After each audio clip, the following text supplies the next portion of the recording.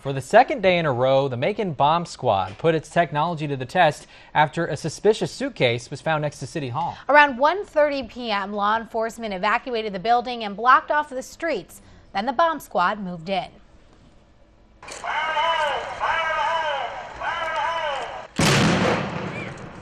That was the sound of the Macon bomb unit performing a controlled detonation.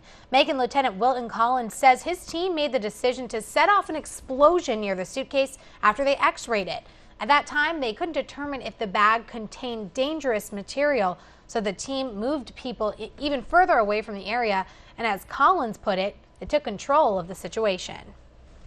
A lot of times, if we can't completely disarm it, we try to keep it from doing what he wants it to do. You know, if there's in fact a threat, in this case there was not, but if there is one, we like to do it on our terms, and that's what we did today. A Macon police officer found the suitcase by itself under a tree near the entrance to Emergency Management Services. Sergeant Billy Skinner with the bomb squad said the contents were not dangerous. So how does law enforcement determine what a suspicious package is?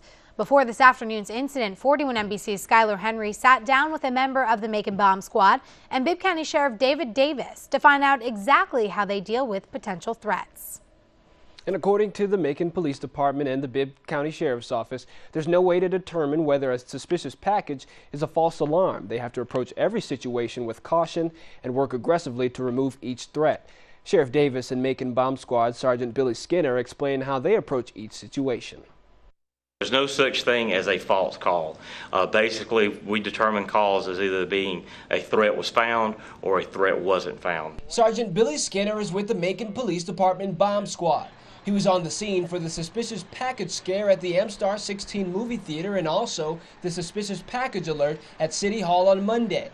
He told me what happens when the bomb squad is called in and also how they approach situations or threats. So without there being a threat, there are certain procedures that we go through in order to determine what the bag is, what the contents of the bag is.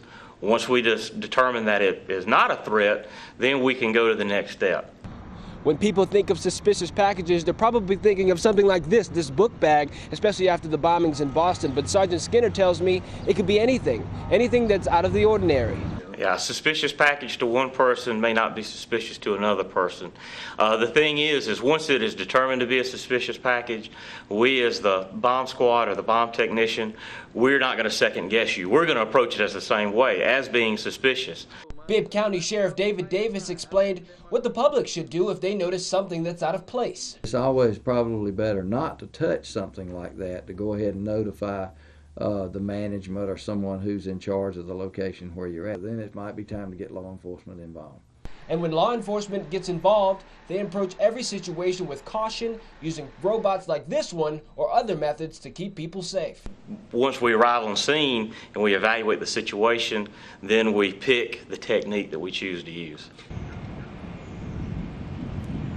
And some people had concerns of all the police work involved in removing the false alarms, and Sheriff Davis says these things are what taxpayers pay for, and that the cost of all this is minimum compared to addressing the safety factor of the issues at the time.